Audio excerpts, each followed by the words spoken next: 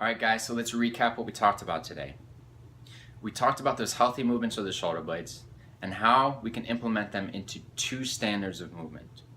And what's cool about that is we can talk about either exercise or everyday life, whether we're doing a push-up or a rowing exercise, or if I'm pushing open a door or pulling open a door in everyday life, I need that healthy relationship between the shoulder blade and the upper arm to keep my joint healthy.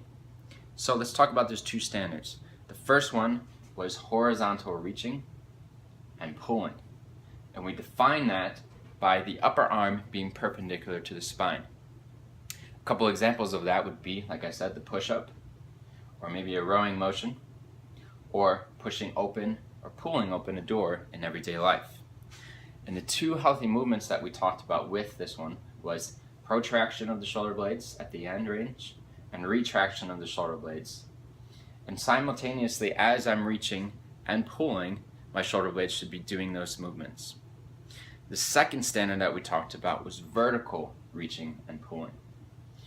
And so now things get a little bit more complicated. We define this as just above horizontal, okay, all the way up to 180 degrees of flexion. And so anywhere in this range, really we can get the benefits of pressing or reaching or pulling.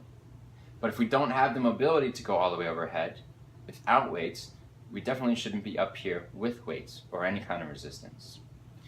Examples of that, well, moving back, the healthy movements with that are protraction and elevation, retraction and depression, okay? And so if I have the mobility, I can perform pull-ups or shoulder presses. If I don't, I need to lower my arm angle to now keep that healthy 2-to-1 relationship between the upper arm and the shoulder blade.